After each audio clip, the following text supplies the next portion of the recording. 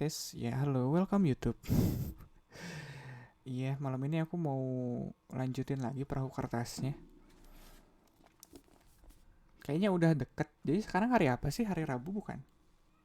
Hari Rabu ya? Iya, hari Rabu. Mungkin 2 harian lagi atau mungkin hari, ya satu dua harian lagi lah bisa tamat buku ini. Iya, aku entah kenapa men baca perahu kertasnya di Lestar itu aku berasa dipeluk men anjir. Gak banyak novel yang aku baca yang rasanya ceritanya aku bisa serelate ini aja, kayak hangat banget gitu menyentuh. Shit. Ya aku ngerasa apa ya, kesulitan hidupku dimengerti banget di sini aja. Malam Kamis. Oh ya, belum pernah dengar apa. Welcome baby boy. Sorry Dans, tadi aku baru ngeceknya jam 8-an gitu. Iya. Ya ternyata belakangan aku nggak punya banyak tenaga, nggak punya banyak waktu dan energi untuk nuyul di reality. Jadi kadang eh, kayak notifikasi di reality emang sengaja ku matiin kan, soalnya udah bejubel banget. Jadi aku buka realitinya emang jarang-jarang belakangan. Iya. Yeah, thank you Seo. Aku reality nggak terlalu itu, ternyata nggak terlalu fanatik. Sorry banget ya, maksudnya kayaknya kalau mikir, wih kadal dia broadcast di reality, terus mantengin reality ngecek kadal kapan kapan broadcastnya. Enggak, aku kayaknya cuma broadcast jam 8 sampai jam 10 doang. Aku nggak ternyata aku nggak sereligius itu di apa ya, di aplikasi ini. Iya. Jadi ya, dan emang apa ya, jadi kayak means to an end, means to its end gitu, atau ya kayak udah cuma broadcast buat kalau lagi mood, apa sih, kalau kalau kalau lagi ada rekaman aja. Agak gimana gitu aku mikirnya, soalnya dulu aku broadcast bisa kadang-kadang sore-sore muncul, kadang-kadang siang-siang muncul, pagi-pagi muncul, tapi belakangan ya mungkin karena sibuk juga kali ya. Iya. Ya kadang aku lupa kalau aku punya tanggung jawab di sini. Ada banyak yang harus aku kerjain di luar reality, jadi ya udah lah ya, maksudnya aku bisa ngerti itu kalau ada orang, kalau kalau ketemu orang, kalau di Twitch aja aku bisa ngerti gitu kalau streamer yang aku tonton tiba-tiba harus break gitu, harus besok nggak streaming kayak gitu. Aku bisa ngerti, tapi kan ternyata aku juga melakukan itu. Dan aku juga harus mengerti kalau aku juga punya kesibukan di luar ini.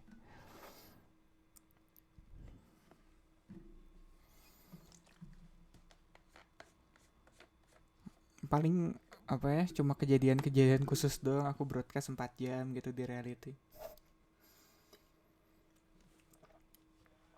atau buka ngobrol santuy kayak gitu.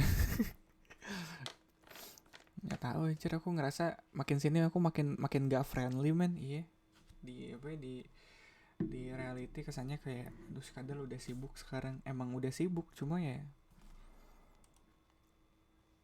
ya harusnya mungkin aku bisa tapi nggak sih, susah ya. Ya udah lah ya, mohon mohon dimaklum, aku nggak bisa lama-lama di sini, nggak bisa sering-sering masuk sini, nggak.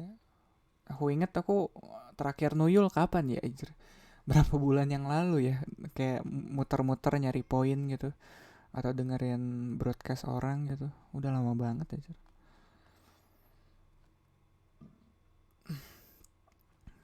Paling aku mampir ke broadcast yang rekomendasi paling atas kayak gitu. Tadi aku lihat ada Poci sih, iya ada Poci, ada Teh Ara sebelahnya, iya. Terus geser lagi ada siapa ya? Nggak tuh kan, aku bahkan nggak geser kayaknya di situ. Udah ada dua tiga, aku nggak tahu itu siapa ya. Terakhir aku lihat ada si Mes sih, ya. Tapi aku nggak banyak geser-geser gitu.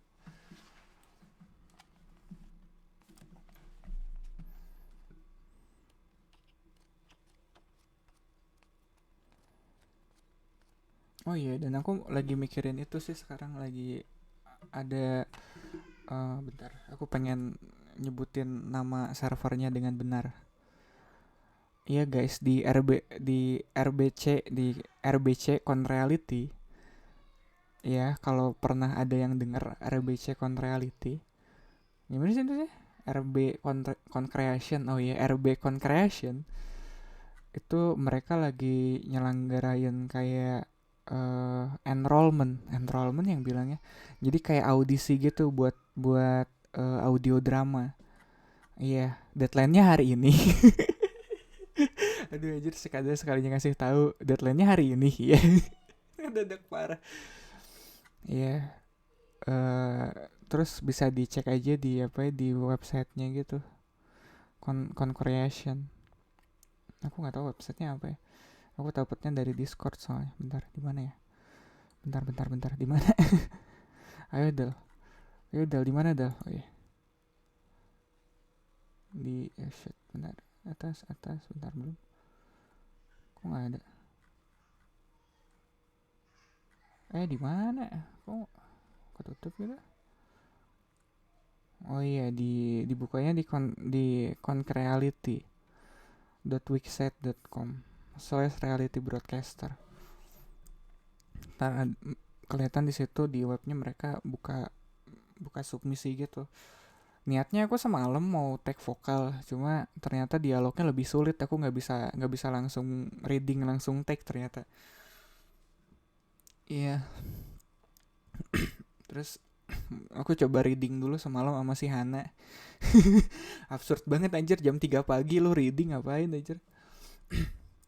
Kayak nggak ada waktu lain aja. Ya aku juga reading tiba-tiba aja sih, tiba-tiba kayak bentar aku habis beresin ini terus aku belum reading dulu deh.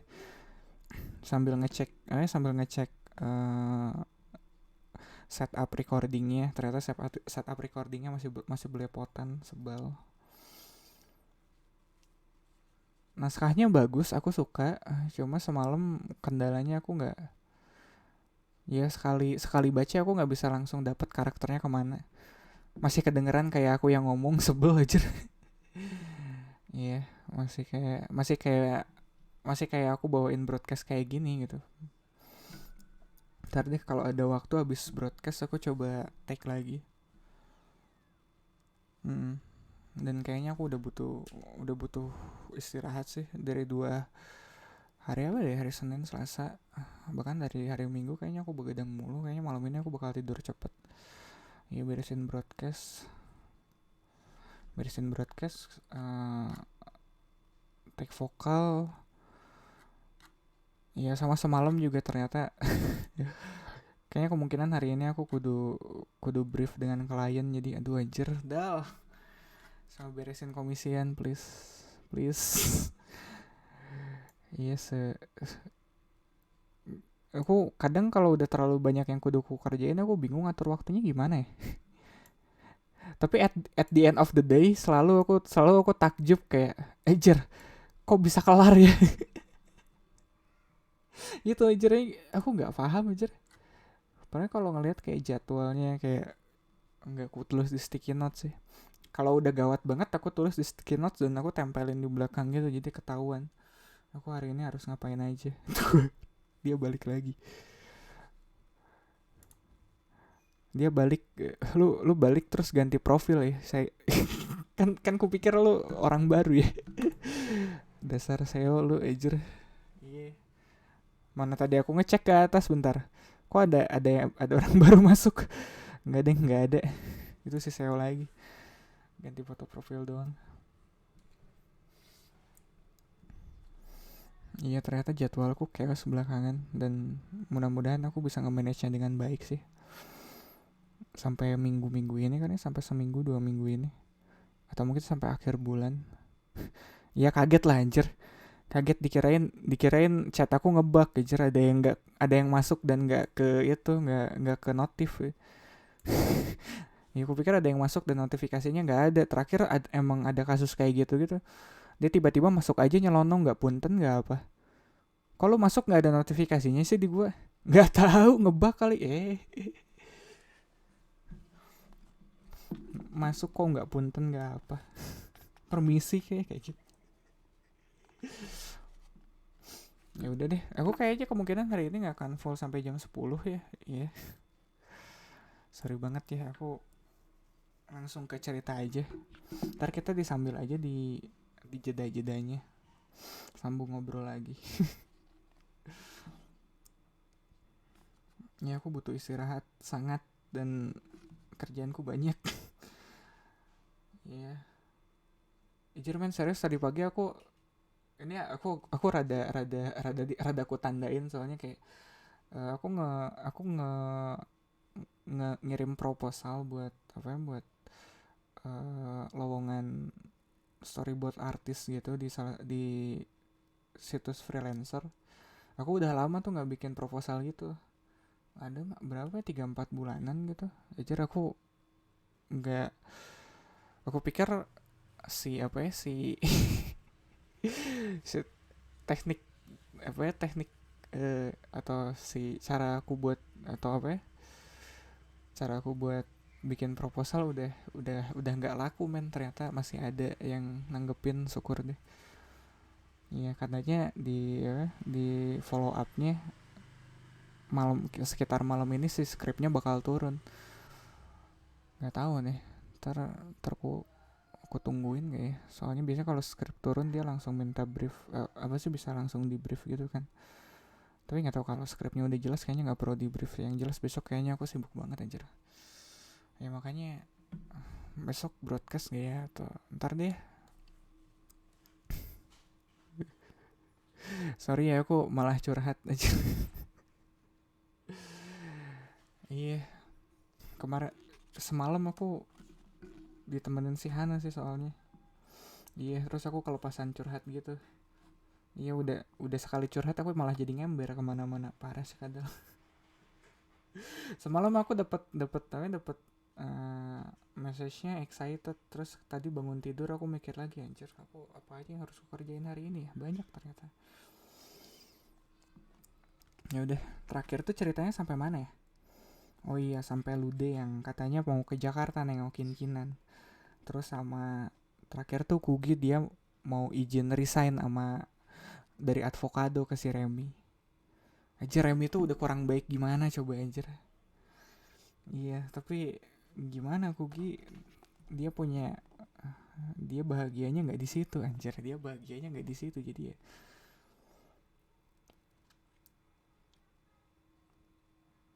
Ini bagus nih kata-kata apa ya, aku mau ulangi lagi dialog Pawayan sama Lude di sini. Di sini Lude nanya ke Pawayan, Jakarta itu seberapa jauh ya dari sini Poyan? Kalau naik pesawat hanya 1,5 jam, kata pamannya. Kalau naik pesawat hanya 1,5 jam, kata pamannya sambil terus melukis. Lude teringat tabungannya yang tak seberapa. Kalau dengan bus, sehari semalam, kata Wayan lagi. Ia lantas melirik keponakannya. Kamu mau ke Jakarta? Buat apa? Gak ada gunanya. Buat apa? Gak ada gunanya. Gak ada gunanya. Lebih baik di sini, menunggu Kinan yang datang, katanya langsung. Dalam hati Lude terperanjat mendengar omongan yang tak disangka-sangka itu. Cepat-cepat ia menyelinap keluar dari studio pamannya. Itu kayak apa ya? Itu mungkin sebelumnya aku cukup terkesan sama karakter Pawayan di sini dengan pembawaannya yang seperti itu. Tapi di sini kayak aku ngerti kenapa Pak Wayan nggak jadi sama Lena di sini. Iya, dia seperti itu. Ya udah aku lanjutin ya. Sekarang kita udah sampai di bab 40. Judulnya Menemukan Oasis. Selat Bali, Mei tahun 2003. Tekad hatinya bulat sudah. Dengan mengandalkan semua tabungannya, Lude berangkat naik bus ke Jakarta. Poyan sedang pergi ke Lombok selama seminggu, dan itulah kesempatannya untuk melaksanakan perjalanan nekat ini. Dini hari sambil memandangi lautan dari atas feri yang menyeberangkannya ke Pulau Jawa, Lude meringkuk sendirian di atas kursi kayu di dek kapal, menutupi kakinya yang kedinginan dengan jaket. Seumur hidupnya, belum pernah ia menginjakan kaki di luar Pulau Bali. Ia tidak punya secercah bayangan pun tentang kondisi kota Jakarta selain yang dilihatnya di TV. Hanya satu carik kertas bertuliskan alamat rumah Kinan lah yang menjadi patokannya. Lude hanya bisa berdoa ia terlindungi selama perjalanan ini. Matanya dipejamkan kuat-kuat, berusaha tidak memikirkan hal-hal lain kecuali berada di rumah Kinan sore nanti. Jakarta, Mei tahun 2003. Uangnya hanya tersisa 100.000 rupiah.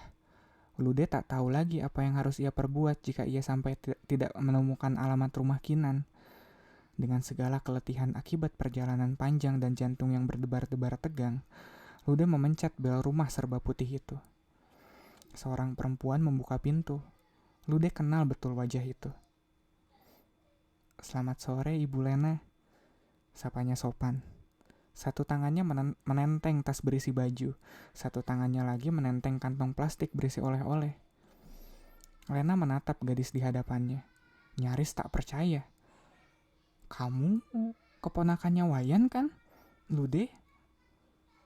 "Betul, Bu," Lude menjawab. Lega bukan main, nasibnya terselamatkan sudah. Kinan seperti melihat hantu ketika mendapatkan Lude berdiri di teras depan rumahnya, berdiri santun menyambut kedatangannya. Sementara Kinan hampir saja menabrak tembok garasi saking kagetnya. Tergopoh-gopoh ia turun dari mobil. "Lude?" desis Kinan. Melihat Kinan kembali di hadapannya, Lude bahkan tak mampu bergerak. Hanya bola matanya saja yang kian bersinar mengikuti setiap gerak Kinan yang melangkah mendekatinya. "Kamu kenapa bisa ada di sini?" tanya Kinan takjub, perlahan mengelus pipi Lude, seolah-olah ingin meyakinkan sekali lagi bahwa Lude memang ada. Gadis itu tersenyum, lalu mengambil tas komputer yang tersampir di bahu Kinan. Mari biar saya yang bawakan." Detik itu juga Kinan langsung mendekap Lude. Minggu malam. Hari ini telah menjadi hari penjemputan naskah. Sebuah ritual yang ditunggu-tunggu Kugi setiap minggunya.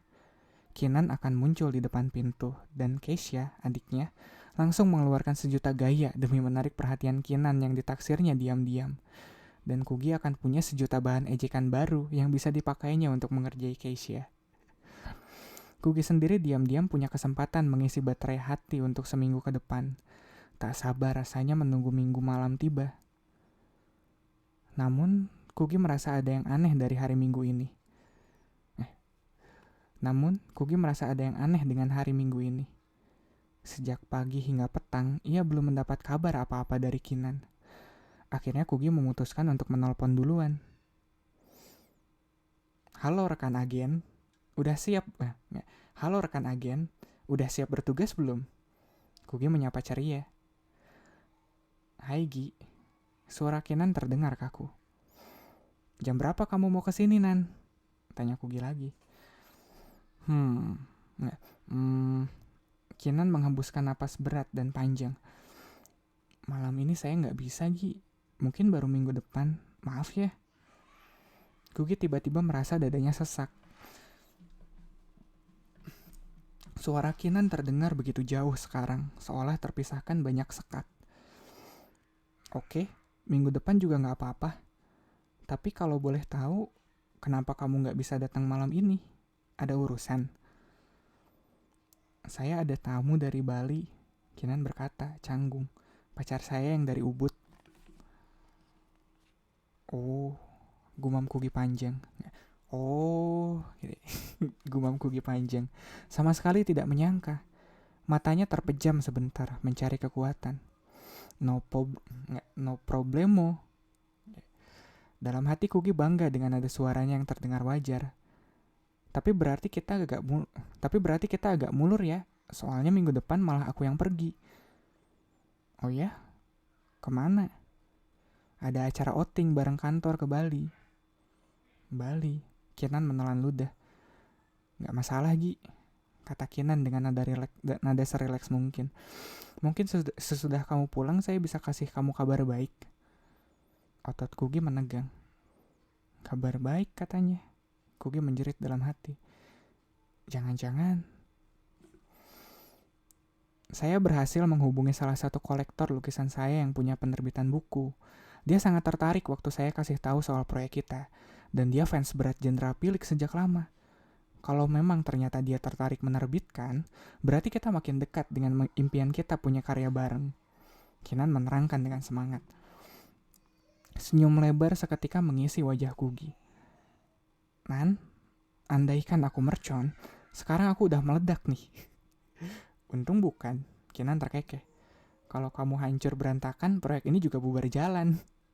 Kugi ikut tertawa. Ya udah deh, sampai ketemu 2 minggu lagi. Sampai ketemu 2 minggu lagi berarti.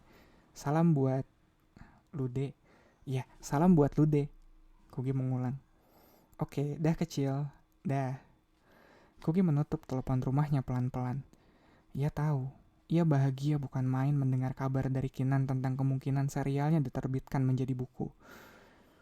Namun, pada saat yang bersamaan, percakapan tadi juga membuatnya sedih. Lagi-lagi, Kugi merasa tertampar oleh kenyataan.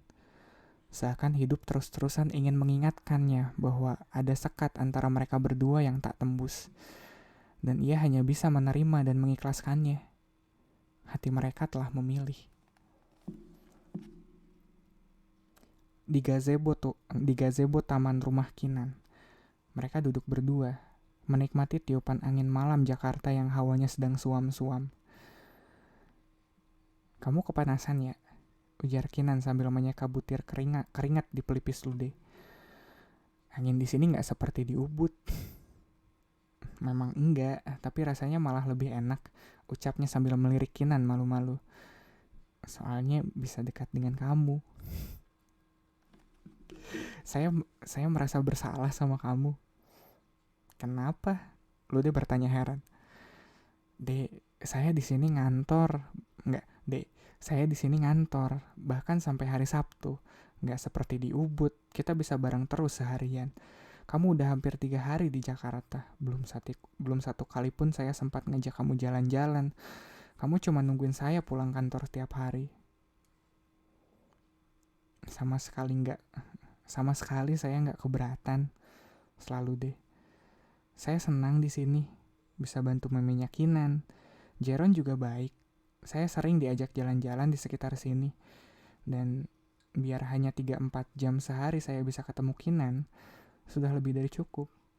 Kinan jangan merasa bersalah. Saya yang datang mendadak di hari kerja, jadi memang sudah resiko saya. Lude. Kinan menggeleng-geleng kepala seraya mengelus-ngelus rambut Lude yang tergerai. Saya masih gak habis pikir, kamu kok bisa nekat ke Jakarta sendirian? Gimana kalau Poyan tahu? Saya akan pulang sebelum Poyan kembali dari Lombok, saut Lude cepat.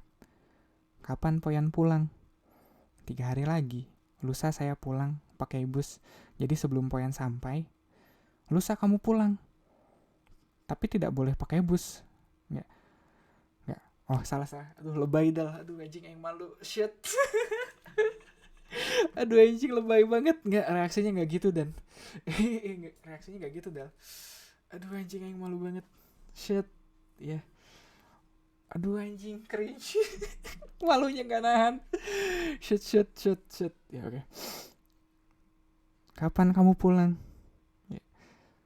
3 hari lagi. Lusa saya pulang pakai bus. Nggak.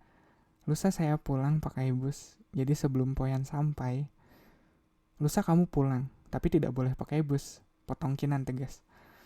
Lude menatap cemas. Bagaimana mungkin? Uangnya bahkan tak cukup untuk naik bus yang nyaman. Kamu akan saya antar. Kita ke Bali pakai pesawat. Kinan melanjutkan. Mata Lude membundar. Kinan akan ikut ke Bali. Kinan tertawa kecil sambil mengangkat bahu. Daripada kita di Jakarta berhari-hari dan cuma punya waktu bareng 3-4 jam, lebih baik saya yang ke Bali. Biar saya di sana cuma sebentar, tapi kita akan punya waktu seharian. Saya janji, gak akan membocorkan rahasia ini pada Poyan. Asal kamu mengizinkan saya mengantar ke Laut Tunduh. Kalau saya petasan, sekarang ini saya sudah meledak saking bahagianya. Cetus Lude. Pipinya bersemu merah. Kinan terkesiap. Baru semalam ia mendengar kalimat serupa terlontar dari mulut Kugi. Entah apa artinya ini. Sanur, Mei tahun 2003. Matahari yang terik membuat pipi Kugi seperti tomat ranum. Sudah seharian ia dijemur, tapi anak itu tidak terganggu. Ia tetap lincah ke sana kemari mencoba segala macam permainan. Sehabis melayang-layang di udara dengan parasailing, ia mencemplung ke laut dengan banana boat yang terguling 2 kali, mencoba jet ski dan apa saja yang tersedia. Kugi dengan semangat mencoba semuanya. Perhatian teman-teman semua. Dani, panitia rombongan, kembali berbicara melalui pengeras suara. Sehabis dari sini, acara kita adalah shopping di Kuta, dilanjutkan dengan makan malam di Jimbaran. Pengumuman itu langsung disambut dengan riuh rendah. Males belanja Gugi berbisik pada Remy. Pengennya ngapain dong? Aku pengen motret. Udah berat-berat pinjam kamera dari Karel, tapi dari tadi belum sempat hunting objek foto. Di Kuta sih mau motret apa? Toko.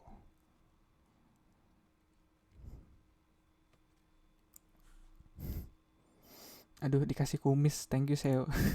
Bentar, aku pakai dulu biar bijak. Apa sih? Iya. Bola mata Remy berkilat, seperti mendapat ide. Kita kabur aja yuk. Ia berbisik balik. Asik. Ide itu langsung disambut gembira oleh Kugi. Gimana caranya? Gampang. Kita cari transport di pinggir jalan, terus cabut. Nanti malam tinggal nyusul mereka ke Jimbaran. Gimana? Laksanakan. Seru Kugi berapi-api. Tapi, kita pergi kemana? Remy hanya tersenyum tanpa menjawab. Ubud, Mei tahun 2003. Beberapa hari ini tampak perubahan besar pada Pak Wayan. Ia kelihatan bergembira, riang dan bersemangat. Semua orang tahu penyebabnya. Kinan. Semenjak Kinan menginjakkan kaki lagi ke Laut Tunduh, hari-hari bersantai di balai sambil mengobrol seharian dengan Kinan pun kembali lagi. Tak hanya Lude yang merasa bahagia dengan kepulangan Kinan, Wayan pun menemukan oasis yang selama ini ia rindukan. Meski ia sadar semua itu hanya akan berlangsung dalam hitungan hari saja. Siang itu, Kinan dan Banyu sedang pergi ke Denpasar, mengurus tiket pulangnya ke Jakarta yang mengalami penundaan. Sementara Lude sedang pergi ke Pura, sendirian. Pak Wayan menikmati sore harinya di galeri. Sebuah mobil kijang yang tidak ia kenal tahu-tahu menepi di depan galeri. Pak Wayan keluar menghampiri, dan betapa kagetnya ia ketika mengenali sosok yang keluar dari pintu depan. Remy, apa kabar? Remy, apa kabar? Kapan sampai di Bali? Kok nggak kasih kabar sebelumnya? Tanyanya langsung memberondong. Memang rencananya mau kasih kejutan untuk Pak Wayan. Remy tertawa. Kedua pria itu saling berangkulan akrab. Kemana saja? Lama sekali nggak muncul. Kemana saja? Lama sekali nggak muncul, kata Pak Wayan lagi. Tahun ini pekerjaan di kantor banyak sekali, Pak. Kebetulan aja kantor saya lagi outing ke Bali, jadi saya bisa kabur sebentar mampir ke Ubud. Sekalian lihat-lihat. Mari, masuk dulu. Mari, masuk dulu. Ajak Pak Wayan segera. Kamu sendirian kemari? Berdua, Pak. Tapi teman saya mau jalan-jalan sendiri sambil foto-foto. Kalau rombongan yang lain sekarang sedang di Kuta. Jelas Remy seraya melangkah masuk ke dalam galeri. Mereka lalu berjalan bersama mengitari galeri itu. Sembari Pak Wayan menerangkan satu demi satu lukisan yang terpampang. Usai melihat semua, Remy pun bertanya. Lukisan Kinan belum ada lagi, Pak? Lukisan Kinan belum ada lagi, Pak. Pak Wayan menghela nafas. Remy belum menyerah juga. pikirnya. Enggak, Remy belum menyerah juga. Pikirnya. Belum ada, jawabnya singkat. Sebenarnya dia menghilang kemana sih, Pak? Kinan, dia... Pak Wayan tampak ragu-ragu. Dia ada urusan keluarga yang sangat mendesak akhir tahun kemarin dan harus kembali ke rumahnya. Dulu dia pernah berpesan agar saya tidak memberitahu siapapun tentang kepergiannya. Jadi saya minta maaf, Remy. Ini masalah janji. Remy menatap lelaki itu lekat. Pak, saya menghargai janji Bapak. Tapi bagi saya, Kinan bukan sekedar pelukis yang lukisannya saya beli. Dia sudah saya anggap adik saya sendiri. Saya heran, kok dia menghilang begitu saja dan berhenti berkarya. Sudah lama sekali sejak terakhir karya dia dijual di sini. Hampir setahun dia berhenti melukis. Ya sudah, begini saja. Saya akan minta izin dulu untuk memberitahu nomor kontaknya ke kamu. Kalau dia setuju, saya akan menghubungi kamu secepatnya. Akhirnya Pak Wayan berkata, tergugah melihat kesungguhan Remy. Terima kasih, Pak. Saya sangat menunggu kabar tentang Kinan.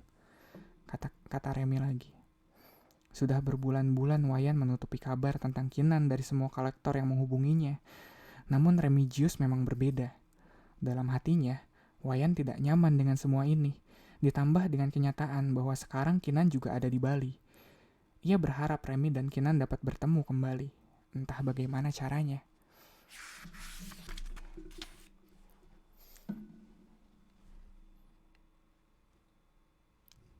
Aku lanjutin ya, nggak tahu deh. Flow-nya lagi enak, anjir. Ceritanya ngalir gitu aja soalnya. Bentar deh, minum dulu.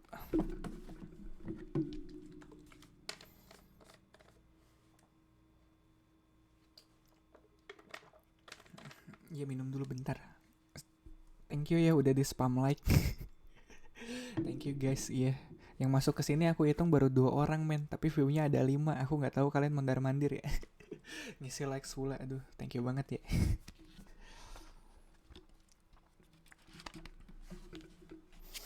Bab 41. Buku dan pameran. Ya judulnya itu, buku dan pameran. Ubud, Mei tahun 2003. Lu ya Seo. Tadi ada Dedi juga sih kesini, iya. Kayaknya si Dedi juga mondar-mandir. Nggak tahu sih. Mungkin juga dia di sini masih ngedengerin atau udah cabut dari tadi. Atau mungkin dia tadi ngisi like di sini. Nggak apa-apa.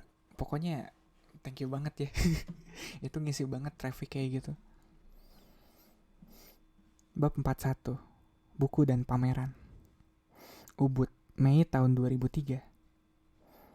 Entah mengapa, intuisinya terusik ketika melihat pura ini di perjalanan tadi. Sebuah pura yang kecil dan sepi, terletak persis di tepi jalan. Tidak ada yang istimewa jika diamati sekilas pintas. Namun, Kugi merasa harus berhenti di sana, membiarkan Remy pergi ke galeri langganannya sendirian. Dengan kamera pinjaman yang bergantung di leher, Kugi mulai mencari-cari sudut-sudut menarik yang bisa menjadi objeknya. Gayanya sudah seperti fotografer profesional. Menyadari kemampuannya yang minus dalam menggambar, belakangan ini Kugi mulai terpikir untuk mengompensasinya dengan bentuk lain, yakni fotografi. Tiba-tiba lensanya berhenti pada satu objek. Saking indahnya, Tiba-tiba lensanya berhenti pada satu objek. Saking indahnya, sejenak Kugi tak bisa bereaksi apa-apa selain melongo. Seorang gadis Bali tengah bersimpuh sambil menata sesajen yang dibawanya. Gadis itu lalu menyalakan dupa, mengambil sepucuk bunga dan mengayunkannya pelan di udara dengan penuh perasaan. Seperti seorang penari. Matanya terkatup, mulutnya merapalkan sesuatu. Ia tengah berdoa. Ada perasaan haru yang menyerbunya ketika melihat pemandangan itu. Wajah ayu gadis itu tampak begitu mulus, bagaikan sebuah simbol hidup pengorbanan dan pengabdian. Kugi belum pernah melihat sesuatu yang sebegitu menggugah. Ia baru tersadar ketika gadis itu mulai membuka mata. Cepat-cepat Kugi membidik kameranya, memotretnya berkali-kali, tak mau kehilangan satu momen pun. Seperti tahu sedang diamati, gadis itu menoleh, mendapatkan Kugi yang sedang berlutut tak jauh dari situ. Buru-buru ia berdiri, bergegas pergi. "Hei mbak, jangan pergi dulu." Kugi segera mengejarnya. Oh nggak salah deh, itu Kugi ya, bukan Dude. Aduh anjing, malu banget. Gak apa-apa, ulangi. "Hei mbak, jangan pergi dulu." Kugi segera mengejarnya. Langkah gadis itu menyurut. "Maaf ya, saya nggak permisi dulu. Cuma iseng kok, saya lagi belajar motret. Maaf sekali lagi ya," ucap Kugi sungguh-sungguh. Ia lantas mengulurkan tangannya dan tersenyum ramah. "Kenalkan, saya Kugi dari Jakarta." Gadis itu ikut tersenyum seraya menyambut uluran tangan Kugi. Malu-malu.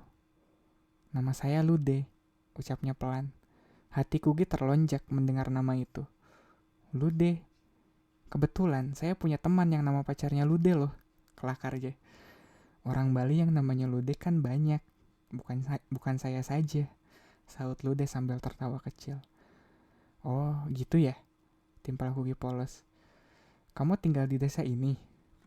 Lude mengangguk. "Saya tinggal dengan keluarga paman saya. Aslinya saya dari Kintamani. Kalau mbaknya menginap di Ubud atau singgah saja?" Saya menginap di Sanur, ramai-ramai dengan satu kantor. Sekarang sih hanya singgah sebentar saja. Nanti malam ada acara lagi di Jimbaran," jelas Kugi. Tapi jangan panggil mbak dong. Kugi aja." "Kugi," dengan canggung Lude mencoba. "Nah gitu," Kugi tergelak. "Kamu lucu banget sih." Lude ikut tertawa. Tak lama kedua perempuan itu duduk bersama di pelataran pura, mengobrol ini itu dengan luwesnya, seperti dua teman lama. Lude terkesan dengan Kugi yang begitu ceria, menyenangkan, pintar dan mandiri. Semua kualitas yang ia dambakan. Sebaliknya, Kugi tersentuh dengan kehalusan, kecerdasan dan kedewasaan Lude. Ia tak menyangka gadis yang terlihat lugu itu mempunyai pemikiran yang bijak dan mendalam. Perasaannya halus sekaligus tajam, dan Lude punya banyak keinginan untuk maju.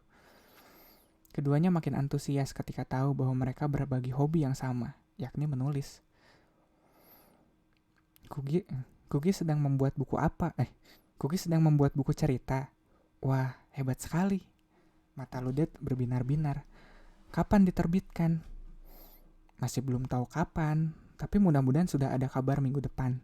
Ya, semoga aja goal. Ini cita-cita saya dari kecil," jawab Kugi bersemangat. "Saya juga punya cita-cita sama dari kecil, tapi saya tidak tahu karya saya mau diapakan, mau dikemanakan. Mungkin hanya akan saya simpan sendiri," sahut Lude lirih. "Kamu menulis apa? Fiksi juga?" "Saya juga lagi senang bikin cerita anak-anak. Saya ingin mengangkat hikayat kuno Bali, tapi dikemas lagi dalam kisah anak-anak. Banyak hal baik dari kebudayaan Bali yang bisa diangkat. Bukan cuma melayani turis, tapi sepertinya orang-orang tidak tertarik untuk tahu," Lude menjelaskan. Kugi menggeleng. "Kita nggak pernah tahu kalau nggak dicoba. Kamu jangan berhenti nulis." Lalu Kugi merogoh ranselnya, mengeluarkan pulpen dan secari kertas. Kugi lantas menuliskan alamat lengkap, nomor telepon, dan email. Lude, kalau ada sesuatu yang ingin kamu kirimkan,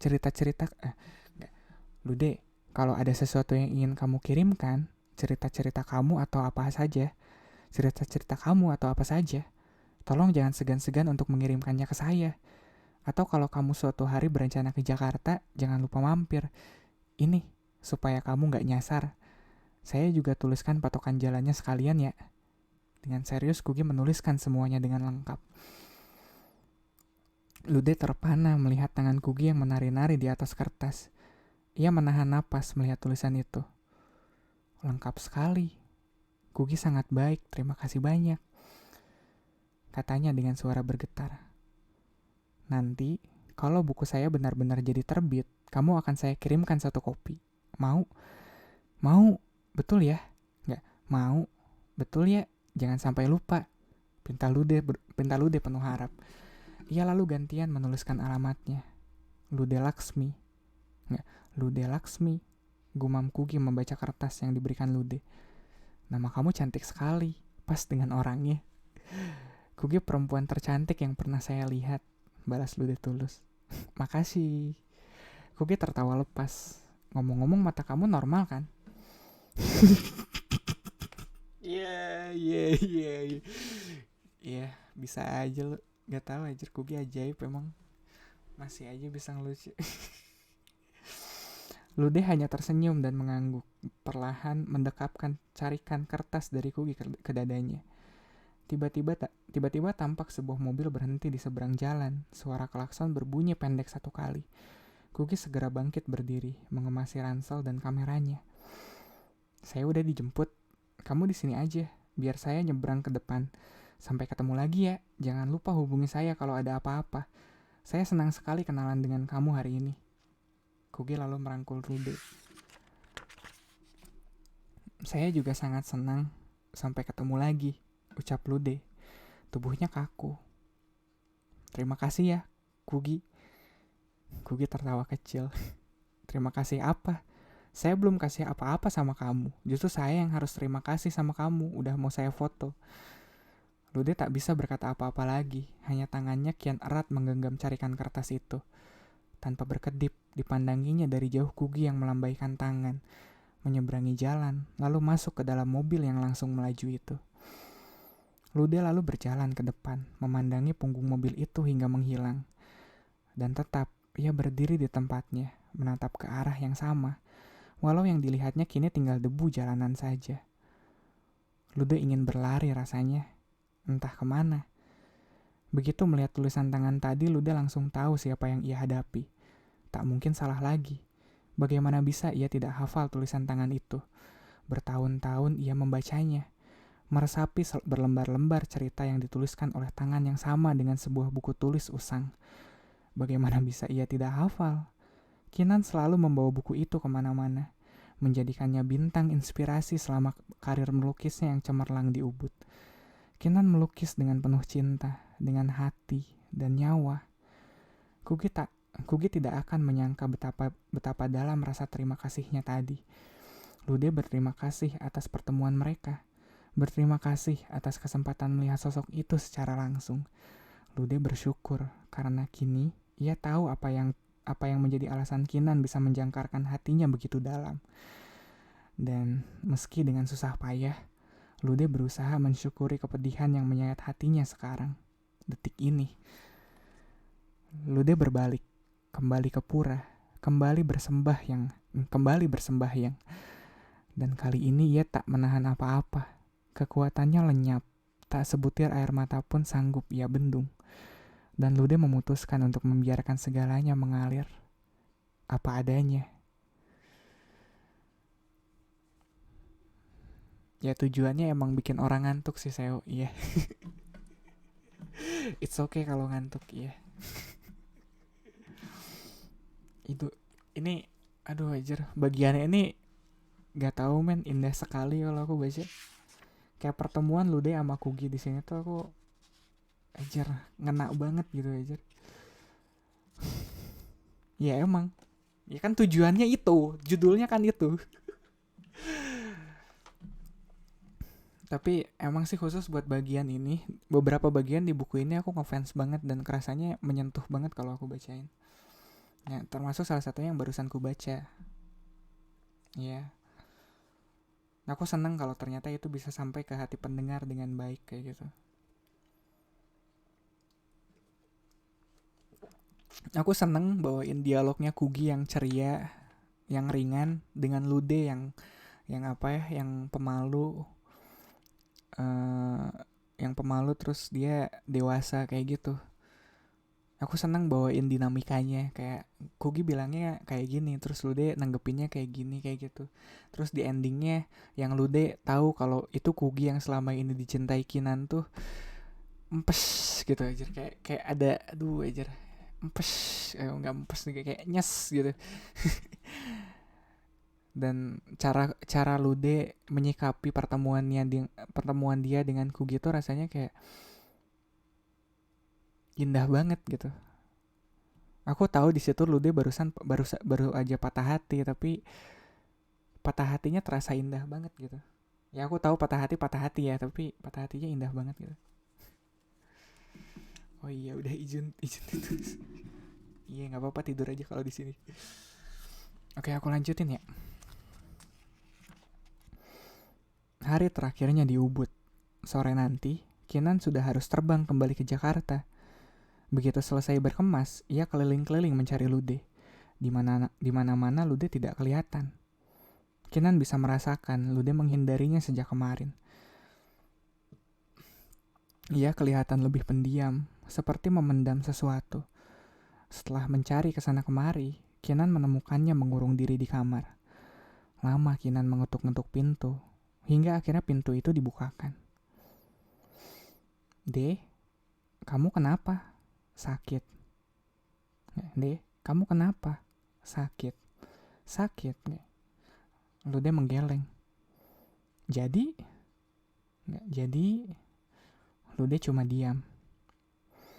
"Beberapa jam lagi saya udah harus ke airport. Kalau kamu punya unek-unek, sampaikan sekarang. Jangan malah aksi bisu gitu. Saya nggak tenang pergi dari sini. Nanti kamu ikut ke airport kan?" Luda menggeleng lagi. "Lebih baik saya nggak ikut mengantar," gumamnya. "Kamu kenapa sih? Kamu marah? Kesal sama saya? Bilang dong." Bujuk Kinan, namun Lude malah tersenyum padanya. Senyuman yang asing. Kinan belum pernah melihat ekspresi semacam itu di wajah Lude. Begitu berjarak. Saya nggak mungkin begini terus. Saya nggak mungkin begini terus, ucap Lude separuh berbisik. Melepas kepergian kamu tanpa tahu kapan kamu akan kembali. Dan apakah kamu mau kembali? Lude, kamu ngomong apa sih? Lude, ngomong apa sih kamu? Protes Kinan. Kinan tidak harus kembali lagi kalau memang tidak mau. Jangan terbeban oleh janji Kinan pada saya. D, selama ini kita bertahan karena kita saling percaya. Apa jadinya kalau kamu sendiri mulai ragu-ragu seperti ini? Kamu gak percaya lagi sama saya? Tanya Kinan mulai gusar. Lude tergagap. Saya percaya kamu akan selalu berusaha menepati janji kamu. Tapi, sampai kapan Kinan bisa bertahan begitu terus? Kamu kayak gak kenal saya. Kinan berkata putus asa. Kalau kamu percaya sama saya, berarti kamu juga harus percaya bahwa janji itu bisa bertahan. Tolong, bantu saya. Saya gak akan kuat kalau hanya berusaha sendirian. Pinta Kinan lagi. Luda tampak tercekat, badannya gemetar halus, menahan sesuatu. Justru aku ingin membantumu. Dek, jangan nangis, bisik Kinan lembut. Tiba-tiba gadis itu menghambur, memeluk Kinan erat. Saya memang egois. Saya tidak mau kehilangan kamu. Tidak mau. Tangisnya pilu. Kinan tetap tidak mengerti apa yang membuat Lude begitu galau. Namun, ia tak ingin mempersoalkannya lagi. Ia hanya ingin menghambur dan menenangkan Lude. Sementara kata-kata yang sama terus berulang dari mulut Lude, mengisi segala ruang yang ada di antara mereka di kamar itu. Saya tidak mau kehilangan kamu.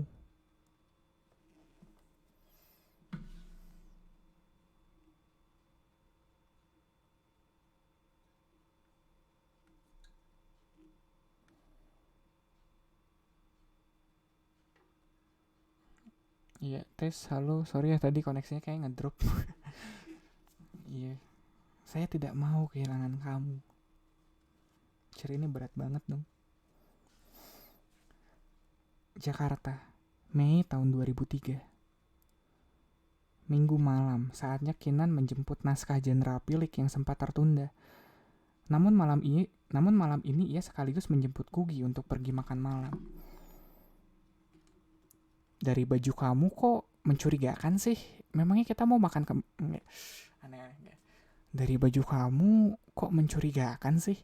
Memangnya kita mau makan di mana? Tanya Kugi melihat Kinan yang muncul dengan sweater turtleneck hitam. Rambut Kinan sudah agak panjang, masih terlihat basah. Ia tampak begitu segar dan tampan. Terdengar sayup-sayup Keisha yang menjerit histeris. Sedari tadi, anak satu itu sudah nongkrong untuk mengintip kedatangan Kinan. Yang jelas bukan di warung Indomie, kata Kinan kalem. Ganti baju bentar ya, jangan sampai salah kostum nih. ganti baju bentar ya, jangan sampai salah kostum nih. Kugi menatap dirinya sendiri yang hanya memakai kaos oblong dan jeans. Hidup Darwin. Sekali lagi, ternyata evolusi itu memang ada.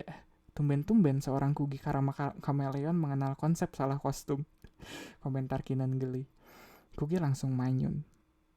Sayang, Karel udah tinggal di rumahnya sendiri sekarang. Jadi jaketnya gak ada yang bisa dibajak. Ujarnya sambil ngeloyor pergi. Kasih tahu tuh sama Darwin, sementok itulah evolusiku. Kasih tahu tuh sama Darwin, sementok itulah evolusiku, tahu. Kinan memilih sebuah restoran Jepang yang terkenal di hotel mulia. Kugi langsung pucat. Nan, kamu yang bener aja. Ini sih langit sama sumur bedanya dengan warung Indomie. Omelnya. Kamu tuh udah pernah mengunjungi hotel bintang 1 juta, tapi masih minder ngeliat tempat beginian doang. Saut Kinan riang. Awas kalau gak bawa duit cukupan ya, kata Kugi was-was. Dasar mental pemadam kelaparan. Mereka berdua mendapat tempat duduk di dekat jendela. Dari balik buku menu, Kinan melirik dan bertanya. Gi, ngerti gak mau pesan apa? Atau mau saya yang mulutnya tiba-tiba mengunci? Apa yang ia lihat membekukan segalanya. Kugi tengah asik membaca menu, setengah menunduk, dan bagaimana penerangan di restoran itu menyentuh wajahnya membuat ia kelihatan amat cantik.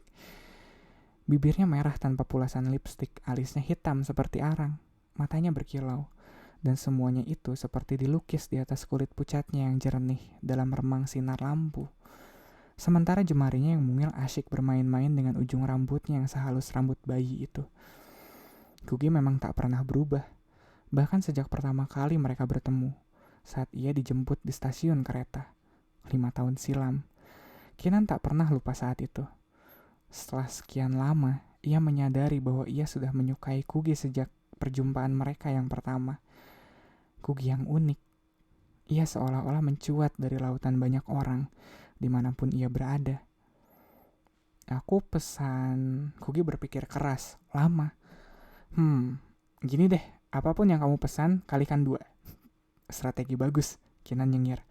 Seusai memesan, Kinan lantas memberikan cangkir berisi ocha panas ke tangan Kugi.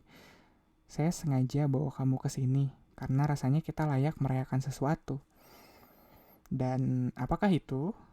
Kugi menggosokkan kedua tangannya, bersemangat. Kita sudah punya penerbit, dan pameran sekaligus. Kugi terlonjak dari tempat duduknya. Kamu gak bohongin aku kan? Kinan menebarkan pandangannya ke sekeliling restoran. Saya ngajak ke sini cuma buat ngebohongin kamu doang. Come on. Kugi menutupkan tangannya ke muka, menjerit dalam dekapan telapaknya. Gila, aku gak percaya. Nan. Nggak, salah ya. Gila, aku gak percaya, Nan. This is a dream come true. It is, Gi. Mimpi kita berdua jadi kenyataan. Kinan tersenyum sambil menghela napasnya. Orang yang saya temui namanya Pak Ginanjar. Dia salah satu pembeli awal lukisan saya. Selain punya penerbitan, dia juga kolektor lukisan, bahkan punya saham di beberapa galeri. Pak Ginanjar tertarik banget waktu tahu saya melukis serial Jenderal Pilik lagi. Tapi, yang membuat dia mati-matian tertarik dengan proyek ini adalah ketika tahu bahwa kamu, pencipta dan penulis serial Jenderal Pilik dan pasukan Alit, akan berkolaborasi langsung dengan saya. Saya sempat kasih lihat juga foto-foto lukisan Jenderal Pilik yang baru dan sebagian naskah kamu. Pak Ginanjar punya ide untuk bikin 2 macam buku. Yang satu untuk konsumsi umum, formatnya seperti buku cerita biasa. Ilustrasinya akan dibuat lebih ringan. Mungkin saya akan coba pakai cat air. Nah, yang satu lagi formatnya buku seni. Bentuknya coffee table book yang isinya adalah cerita kamu plus lukisan saya yang dari awal sampai yang terbaru. Rangkaian pameran bakal dibuat untuk mempromosikan buku ini. Dan Gi, ini akan menjadi pameran tunggal saya yang pertama dan peluncuran bukuku yang pertama. Kugi berkata tercekat. No, Kinan menggeleng. 2 buku sekaligus, remember? 2 buku kamu akan diluncurkan berbarengan. Kugi gantian menghela napas panjang. Semua ini rasanya sukar dipercaya. Terlalu indah untuk dipercaya. Minggu depan Pak Ginanjar ingin ketemu kamu. Kita nanti pergi barengan ya. Lalu Kinan mengangkat cangkir ocanya. Cheers Gi, untuk Pilik. Untuk Pilik. Kugi tersenyum hangat dan untuk kita. Untuk kita.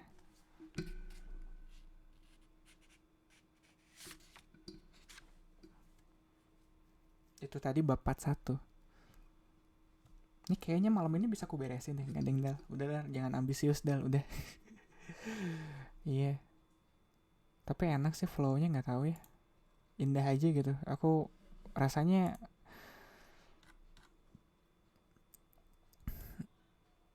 perjalanan dari tahun kemarin aku baca buku ini tuh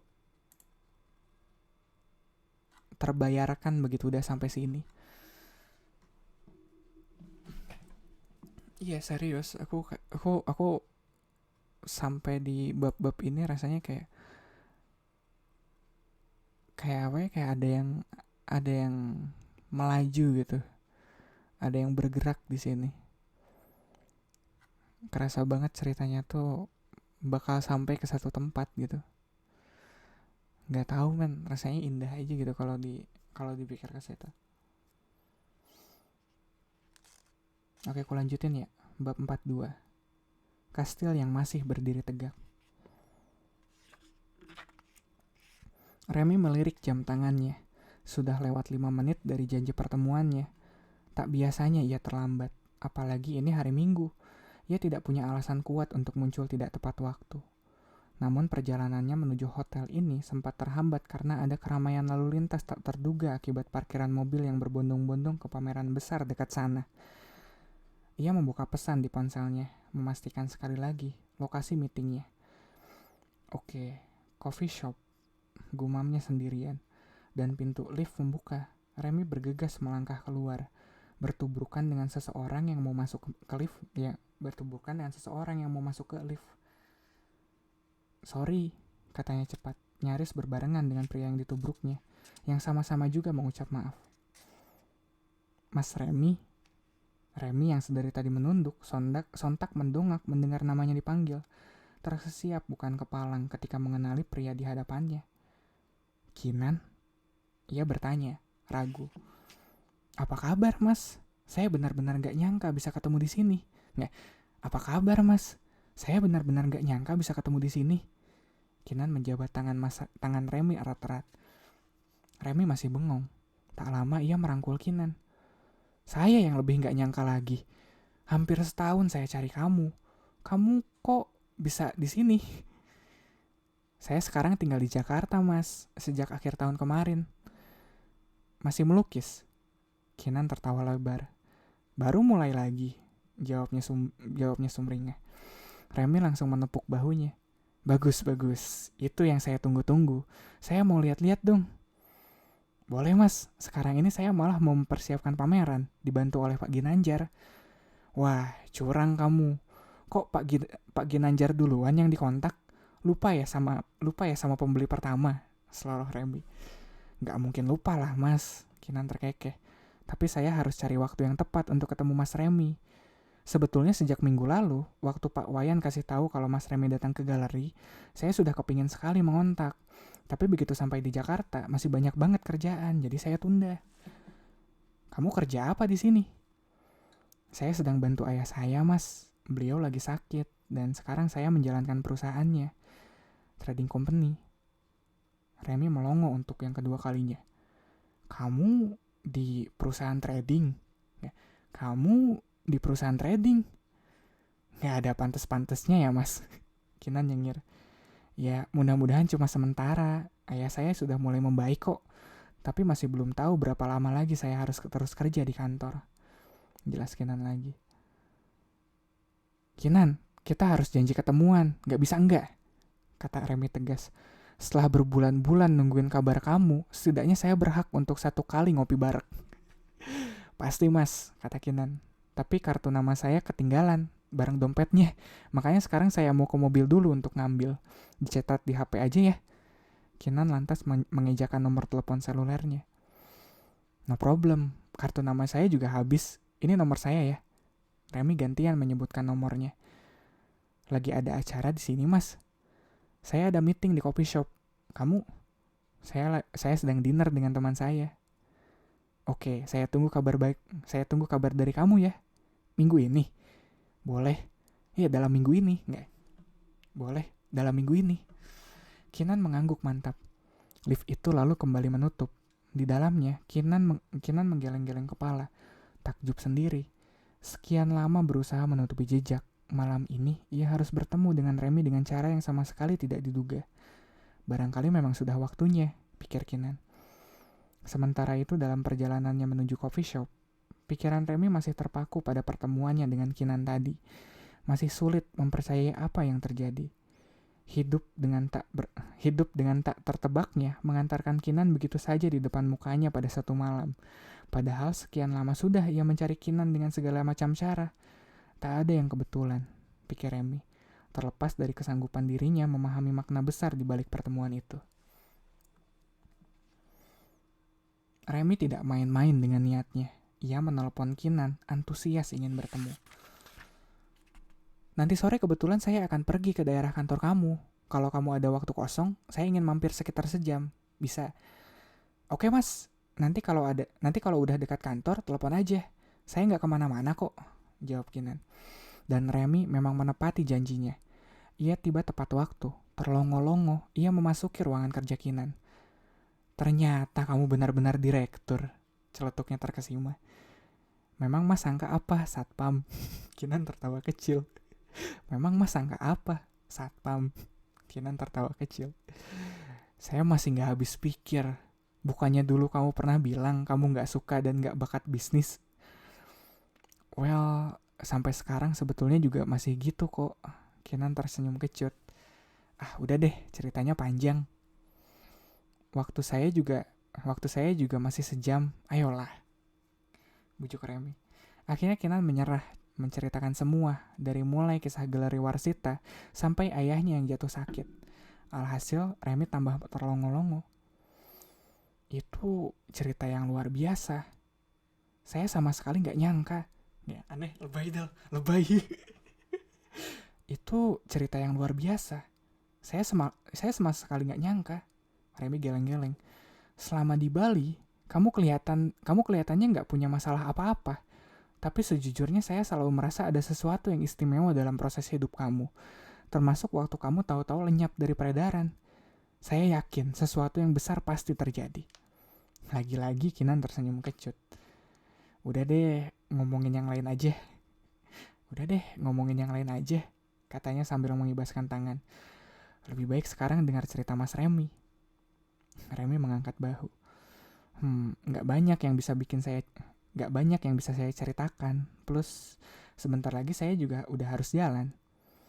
Tentang pekerjaan mungkin, love life. Kinan nyengir. Mendadak air muka Remy berubah, berseri-seri.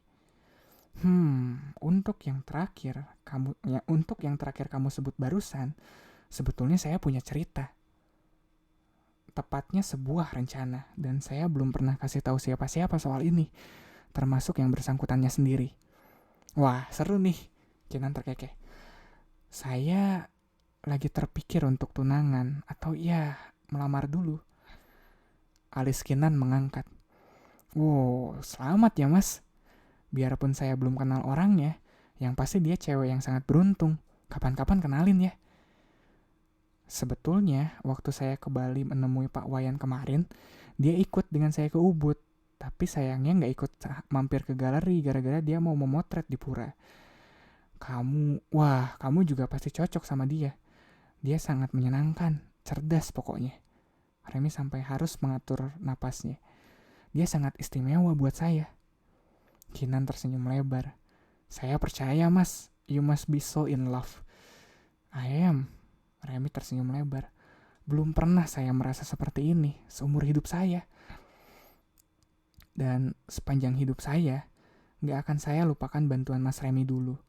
Kalau bukan karena Mas Remy tertarik sama lukisan genre Apilik saya yang pertama, mungkin saya sudah berhenti melukis.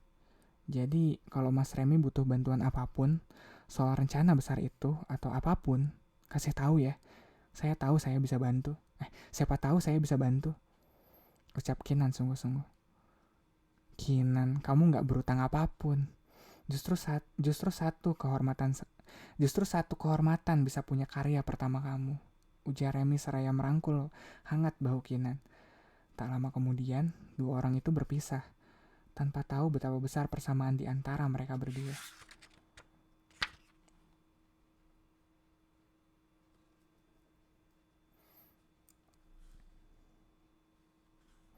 Ubud, Mei tahun 2003.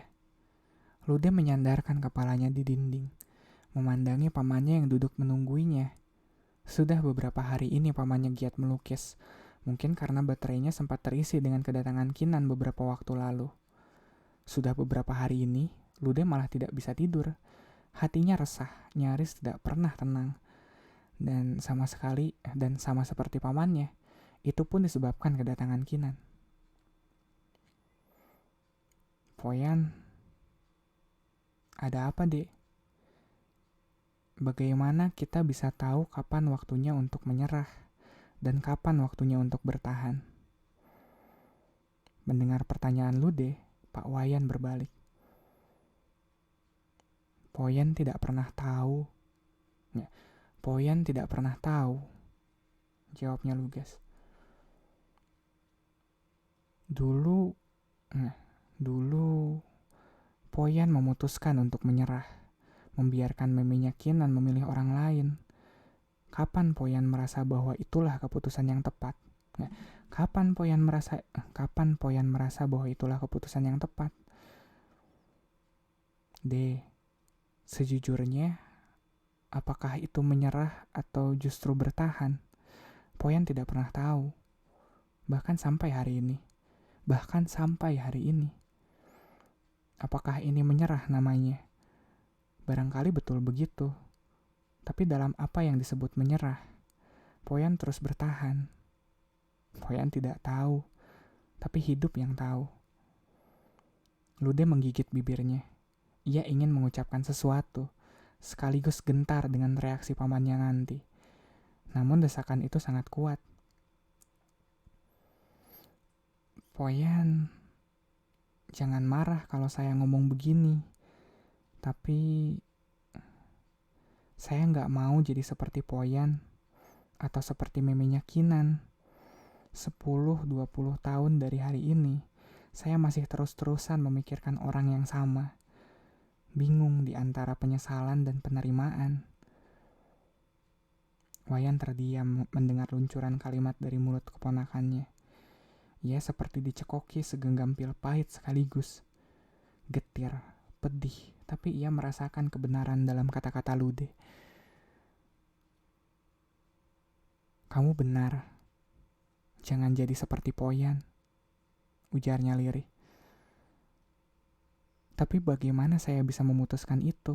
Ratap Lude. Poyan percaya hidup ini sudah diatur. Kita tinggal melangkah. Sebingung dan sesakit apapun, semua sudah disiapkan bagi kita. Kamu tinggal merasakan saja. Wayan berkata lembut. Rasakan saja, De. Kamu pasti tahu jawabannya. Begitu juga dengan dia. Tidak ada yang bisa memaksakan. Apakah Kinan memang untuk kamu atau untuk orang lain? Jantung Lude serasa berhenti berdegup. Poyan sudah tahu. Pada akhirnya tidak ada yang bisa memaksa. Tidak juga janji atau kesetiaan. Tidak ada. Sekalipun akhirnya dia memilih untuk tetap bersamamu, hatinya tidak bisa dipaksa oleh apapun, oleh siapapun. Lude menunduk, menyembunyikan matanya yang berkaca-kaca. Ia memahami apa yang diucapkan pamannya. Yang belum ia pahami adalah mengapa harus sesakit ini rasanya. Jakarta. Aduh, enggak deh, bentar aku break dulu buat itu. Kita iya men, dialog-dialog kayak gitu nih yang bikin aku suka sama buku ini.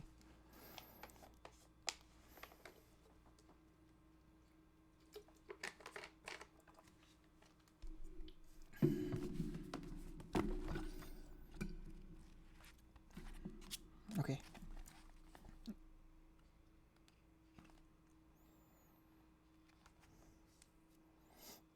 Jakarta, Mei tahun 2003. Seperti biasanya, hampir setiap malam minggu ia menginjakan kaki di teras rumah ini. Namun malam ini terasa lain. Remy menyempatkan diri untuk sejenak menatap langit-langit. Kursi, meja, ubin, semua yang ada di teras itu. Karena malam ini mungkin akan menjadi malam yang bersejarah.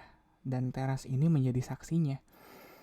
Badannya tiba-tiba menggigil sejenak. Dan saat Kugi keluar dengan tawa cerianya, mendadak perut Remy terasa mulas.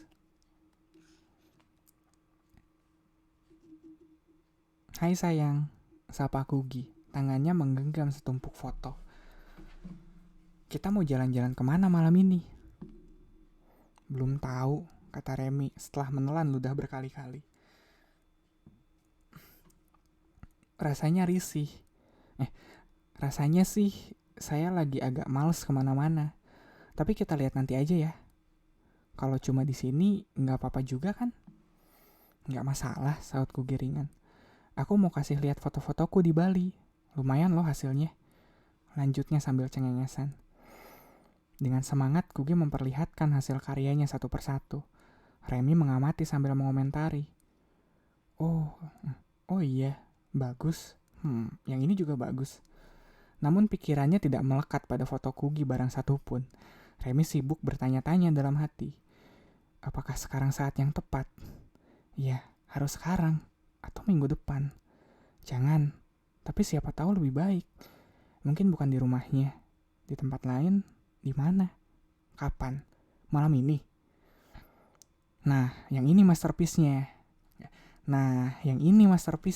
Tiba-tiba Kugi menahan sejumlah foto. Remy terkagetkan dari lamunannya. Eng. Kugi menjajarkan foto-foto itu. Wow, iya, yang ini memang... Sebentar. Kening Remy berkerut. Diamatinya lagi objek foto-foto itu lebih saksama. Saya kenal sama perempuan ini, gumamnya. Lude, sebut Kugi ragu-ragu. Kamu kenal Lude? Iya, Lude. Dia itu keponakannya Pak Wayan yang galerinya saya datangi waktu di Ubud. Remy tertawa sendiri. Jadi saya ketemu pamannya, kamu malah ketemu keponakannya. Lucu. Jadi, kamu kenal Lude ini? Kugi masih tak percaya. Saya udah kenal keluarga itu lumayan lama. Waktu itu saya malah sempat tahun baruan dengan Lude dan keluarganya. Remy mengingat-ingat. Tahun 2000. Waktu itu dia masih ABG. Remy terkekeh. Dia pacaran sama pelukis favoritku. Itu loh yang lukisannya saya pajang di foyer kantor. Tiba-tiba sesuatu menusuk hati Kugi. Lukisan itu... Remy, kalau boleh tahu siapa sih pelukisnya? Tanya Kugi tegang. Seingatku cuma ada inisial kakak di lukisan itu. Namanya Kinan. Lukisannya semua tentang anak-anak. Bakatnya luar biasa. Saya penggemar fanatiknya. Remy menjelaskan, lancar tanpa beban. Lukisan dia sempat menghilang dari peredaran hampir setahun. Orangnya juga nggak tahu di mana. Padahal dulu kami cukup sering ketemu. Tiba-tiba minggu lalu saya ketemu dia. Benar-benar nggak sengaja. Ternyata dia sudah pindah ke Jakarta. Saya sempat main ke kantornya sebentar. Dia bilang, baru-baru ini dia melukis lagi. Bahkan katanya mau pameran. Ada gempa yang mengguncang hatinya seketika. Pandangan Kugi berubah nanar. Rasanya dia hafal kisah itu. Lebih dari sekedar hafal. Aku mengenalnya. Kinan dan Lude. Selama ini... Remy mengamati perubahan air muka Kugi dan bingung sendiri. Kugi kelihatan tegang. Gi, sebetulnya malam ini ada yang ingin saya sampaikan ke kamu. Dengan hati-hati sekali Remy berkata. Otot-otot muka Kugi masih tampak kaku, memelototinya tanpa suara. Gi, panggil Remy lembut. Kamu gak apa-apa? Kugi menatap Remy, miris. Ia ingin berusaha mengatakan tidak apa-apa, dengan nada sewajar mungkin. Ia ingin berusaha agar apa yang baru saja didengarnya dapat lewat tanpa bekas sebagai semilir angin. Ia ingin berusaha malam ini kembali. Ia ingin berusaha malam ini kembali normal. Ia ingin itu semua. Namun ia tidak sanggup. Kugi ingat perasaan ini. Sama seperti ketika ia tahu soal Wanda dulu. Bedanya, kali ini ia begitu menyukai Lude. Bahkan jatuh sayang. Dan meski selama ini ia yakin bahwa hatinya sudah berubah, lagi-lagi ia harus menyadari dengan cara yang getir bahwa hatinya belum berubah. Di hatinya, ternyata Kinan masih menjadi pangeran, bertakhta dalam sebuah kastil impian yang masih berdiri tegak hingga detik ini. Namun kehadiran Lude meruntuhkan segalanya bagi Kugi. Kastilnya hancur rata dengan bumi, dan Kugi tak punya pilihan lagi. Mereka pasti sangat mencintai. Mereka pasti akan sangat bahagia berdua. Lude seperti seorang malaikat. Sayang, kamu kenapa? Suara Remy menggugahnya. Dengan berat, Kugi terpaksa berkata, Remy, maaf ya, aku ingin sendirian dulu malam ini. Aku gak marah sama kamu atau apapun, tapi aku benar-benar butuh waktu sendiri dulu. Maaf sekali lagi ya. Remy lama menatap Kugi. Oke, kalau memang itu yang kamu butuhkan, sautnya lirih. Tak lama kemudian, Remy pulang. Berusaha berbesar hati. Pasti akan ada saatnya ia membatin. Pasti akan ada saatnya ia membatin. Mungkin minggu besok, mungkin minggu depan. Pasti ada saatnya. Halo Adachi. Iya, aku lagi semangat bacanya. Ceritanya lagi seru. Gak tahu men, dari broadcast malam ini rasanya roller coaster banget. Iya, dan rasanya kalau udah sampai sini aku bisa bilang dengan pasti kalau gak sia-sia aku baca buku ini dari Desember men. Iya, it's all worth it.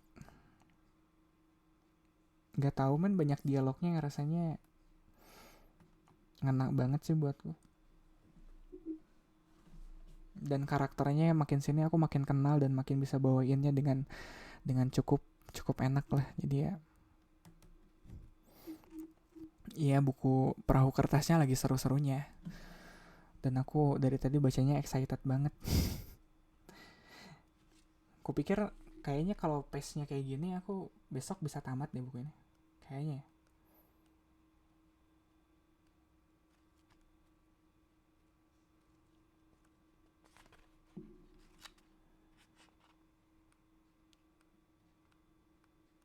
Malam ini kayaknya bisa aku bacain 1 bab lagi deh.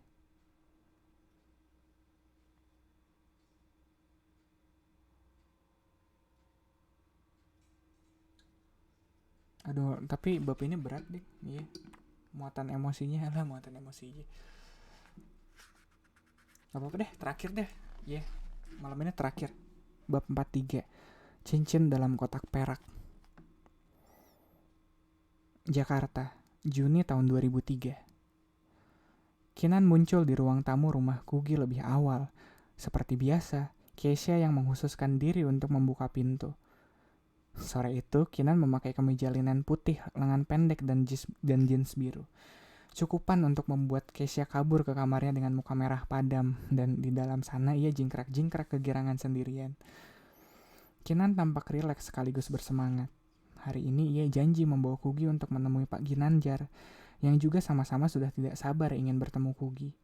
Jika semuanya berjalan sesuai rencana, dalam minggu ini mereka bahkan sudah bisa menandatangani kontrak kerja sama untuk penerbitan dongeng serial Jenderal Pilik dan Pasukan Alit. Tak lama, Kugi keluar menemui Kinan. Wajahnya agak lebih pucat dari biasa. Hai Nan, sapanya. Kok cepet amat datangnya? Bukannya baru jam 7 kita janji sama Pak Ginanjar. Saya pengen ngajak kamu makan es krim dulu, cetus Kinan berseri-seri. Kugi tersenyum samar, lalu mengangguk. Kamu baik-baik aja? Kugi kembali mengangguk, kembali melempar senyum. Segalanya harus terkendali, ia mencamkan dalam hati. Sepanjang jalan, Kugi lebih banyak diam. Hanya Kinan yang aktif melempar berbagai topik obrolan, dan ia hanya menanggapi sekenanya. Sesampainya di parkiran restoran es krim favorit mereka di Kemang, beban di hatinya terasa kian menyesak. Ketika mereka melangkah keluar mobil, Kugi juga merasa langkah kakinya bertambah berat. Mereka berdua lantas memasuki restoran, duduk di tepi jendela. Gerimis kecil turun di luar sana. Kugi membuang pandangannya ke jendela, mengamati hujan. Kinan mengamati Kugi diam-diam. Sinar mata itu tampak sedang berlari dari sesuatu. Kinan menyadari sepenuhnya keganjilan yang berlangsung sejak tadi. Kugi, kamu beneran gak apa-apa? Tanyanya memastikan sekali lagi. Beneran? Ya, beneran. Kugi tersenyum cepat. Untungnya ia terselamatkan oleh buku menu yang datang ke meja makan. Pesanan seperti biasa? Tanya Kinan. Ya, pesanan seperti biasa? Tanya Kinan, yang dibalas anggukan bisu dari Kugi. Ia lalu memesan menu reguler mereka berdua. Sepiring besar waffle dengan 4 macam es krim dan saus coklat. 10 menit kemudian, piring itu datang bersama 2 sendok kecil dan 2 gelas air putih. Kugi mengambil sendok kecilnya dengan sedikit enggan. Perutnya mendadak kehilangan sensor lapar. Gi, ada apa sih? Kinan bertanya setelah hening meliputi mereka sekian lama. Kamu yang kenapa? Kok nanya itu melulu dari tadi? Kugi berusaha santai. Kinan menatap kedua mata Kugi. Kecil, kamu gak pernah pintar bersandiwara. Kugi tersentak mendengar ucapan Kinan. Perlahan, ia meletakkan sendoknya. Lama Kugi menunduk, berusaha menerjemahkan badai di batinnya ke dalam kata-kata. Nan, boleh gak aku minta istirahat menulis dulu? Akhirnya Kugi berkata. Menulis jendera pilik maksud kamu? Saut Kinan. Boleh aja Gi, ini kan proyek kamu juga. Kamu sesuaikan saja dengan kenyamanan kamu. Saya bisa minta waktu yang lebih mundur ke Pak Ginanjar. Nggak masalah. Lanjut Kinan. Kamu butuh waktu berapa lama kira-kira? Seminggu. Kugi menatap Kinan gelisah. Sebulan, pintanya. Kinan kontan berkerut. Sebulan? Kamu yakin? Kugi menggeleng. Mungkin lebih, sautnya lirih. Aku gak tahu pasti. Kinan ikut meletakkan sendoknya. Kugi karma kameleon. Kali ini kamu harus jujur. Ada masalah apa sebenarnya? Kerongkongan Kugi tercekat. Seperti ada sebongkah durian menyumbat lehernya. Aku susah payah, Kugi berkata. Aku gak mau ketemu kamu dulu untuk beberapa waktu. Ada beberapa hal yang harus aku bereskan. Napasnya tertahan. Dengan diriku sendiri. Nanti kalau udah waktunya, kita pasti ketemu lagi. Boleh tahu apa yang harus kamu bereskan? Tanya Kinan lembut. Kugi menggeleng. Enggak sekarang. Sekarang aku cuma mau pulang. Kinan menatap sepiring penuh es krim di hadapannya, mengingat janji dengan Pak Ginanjar dalam 2 jam lagi. Ia lalu mengembuskan napas berat. Oke, saya antar kamu pulang. Kugi menggeleng lagi. Gak usah Nan, aku mau pulang sendiri pakai. Gak usah Nan, aku mau pulang sendiri pakai taksi. Maaf ya, aku udah bikin kamu repot. Aku juga gak bermaksud bikin kamu bingung. Tapi Kugi, saya antar kamu pulang. Sekarang. Kinan menyela dengan nada yang mulai mengeras. Gelengan kepala Kugi tambah kuat. Ia bahkan bangkit berdiri. Enggak, aku mau pulang sendiri Nan.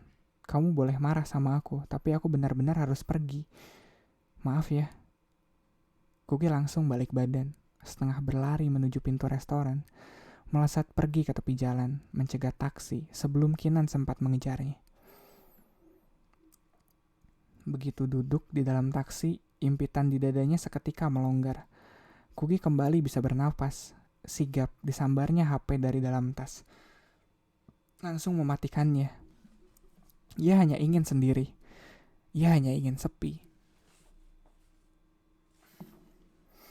Ternyata aku tidak kuat. Aku tidak kuat. Berulang-ulang Kugi meratap dalam hati. Sorry. Anjir, itu pasti kencang banget ya kedengeran.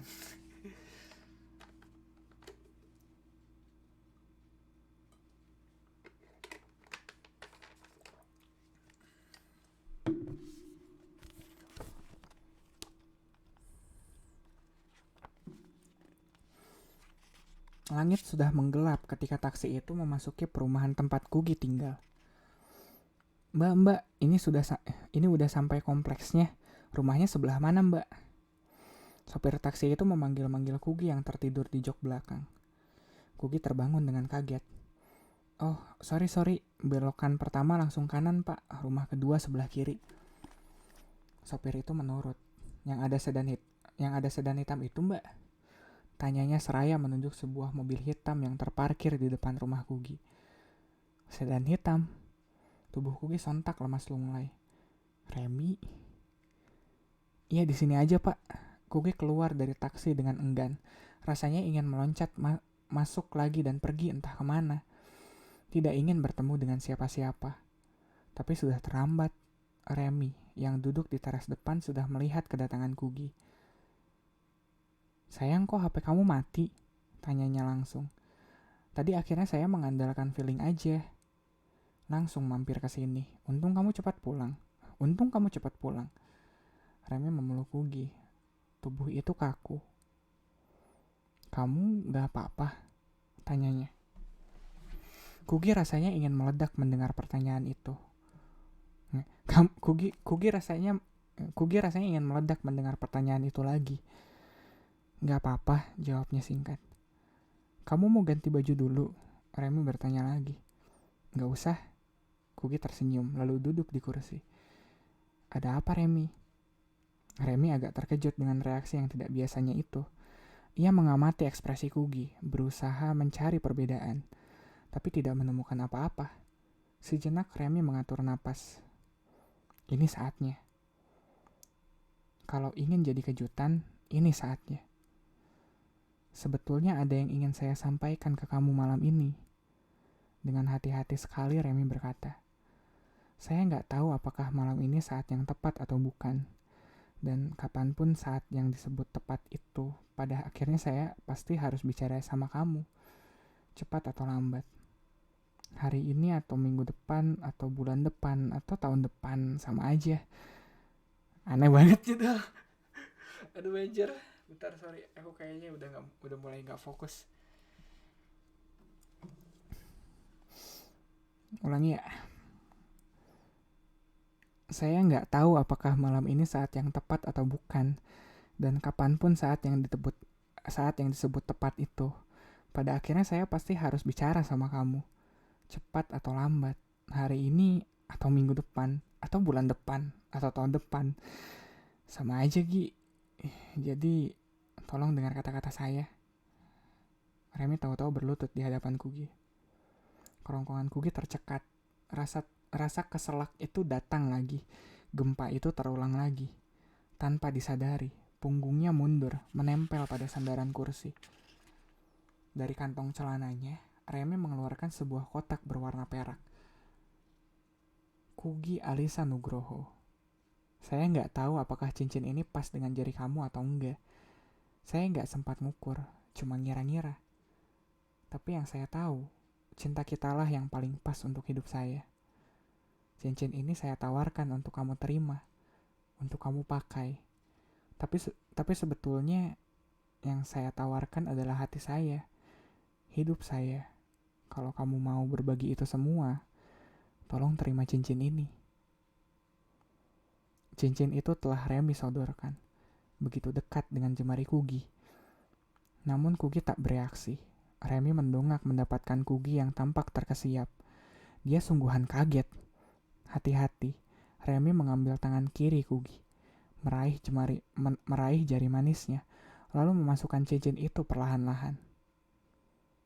Gi, cincinnya pas, bisik Remy perlahan. Lembut, ia mengecup jari Kugi yang kini dilingkari sebuah cincin bermatakan berlian rose cut. Dada Kugi melesak, napasnya mulai satu-satu. Setiap kata yang diucapkan Remy seperti balok beton yang mengimpit dadanya. Dan cincin berkilau yang tersemat di jarinya itu bagaikan hantaman godam yang menjadi gong dari rangkaian balok beton yang menghujaminya. Kugi memejamkan mata. Semua yang ia alami dan ia dengar hari ini berada di luar kesiapannya, kekuatannya. Bibirnya mengunci, punggungnya terus menjauh hingga melekat erat pada sandaran kursi. Remy mulai membaca gelagat aneh itu, mulai merasa panik, gelagapan. Gi, sorry, saya nggak bermaksud bikin kamu shock, ujarnya gugup. Look, kamu nggak perlu jawab apa-apa sekarang. Saya ngerti, kamu mungkin butuh waktu. Apapun yang kamu butuhkan, please let me know, oke? Kugi masih tidak bereaksi, masih menatap Remy dengan nanar dan tubuh kaku. Kamu butuh waktu sendiri dulu. Saya bisa pergi sebentar. Kalau nanti kamu sudah siap, kasih tahu aja. Nanti saya akan kesini lagi. Tanya Remy sehalus mungkin. Kuki mengangguk pelan, masih tanpa suara. Oke, saya tinggal dulu ya. Please call me. Remy lalu berdiri, mengecup kening Kugi, dan beranjak dari sana. Begitu mobil Remy menghilang dari depan rumahnya, Kugi langsung menghambur masuk ke rumah, mengunci diri di kamar. Tidak keluar lagi. Iya, aku bacanya mulai belepotan, by the way. Jadi cerita malam ini aku cut sampai di situ. Iya, besok kita lanjutnya dari situ. Aku tahu ini nggak biasanya aku motong cerita nggak di akhir bab ya. Tapi khusus malam ini kayaknya berhubung durasinya udah habis lah. Durasi apa sih, udah kayak billing aja. Iya. Yeah. Nggak, aku baru lihat Anda telah mencapai 120 menit siaran. Ya udah, itu cue aku buat segera mengundurkan diri sebenarnya dari sini. Dan aku juga bacanya udah mulai nggak fokus gitu, belepotan. Jadi ya udahlah. Ya men, keringetan ben aku baca ginian. Gak tahu ben. Bisa ya beginian bikin keringetan. Tapi buat aku sih iya.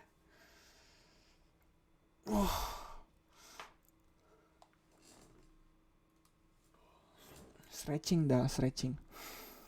Bentar aku nyari lagu closing kali ya.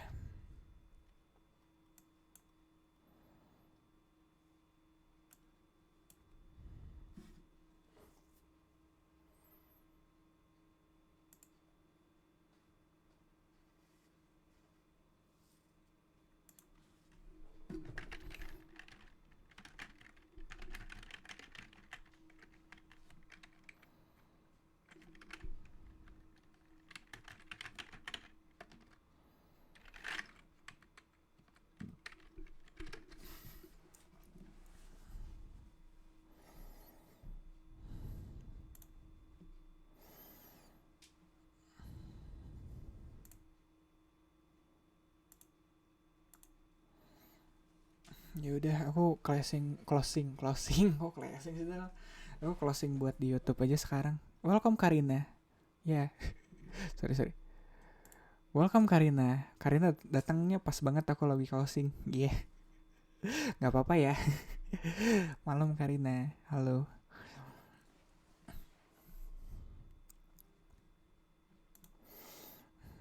Iya, bentar ya, aku tinggalin dulu Karina. Aku closing dulu buat YouTube. Thank you YouTube udah ngedengerin sejauh ini. Malam ini aku banyak banget konten ceritanya. Ceritanya emang lagi seru, jadi aku lebih fokus di situ kali ya. Iya. Tapi nggak apa-apa sih. Mudah-mudahan malam ini aku nggak terlalu kedengeran terlalu ngos-ngosan gitu. Sama aku ngerasa gitu sih. Ya udahlah, semoga masih bisa dinikmatin sih. Iya Karina udah lama nggak mampir. Iya, bentar ya aku masih closing. Ya udah, thank you YouTube udah nemenin sejauh ini 1 menit 34 rekamannya di OBS ku. Iya, thank you YouTube sudah mendengarkan.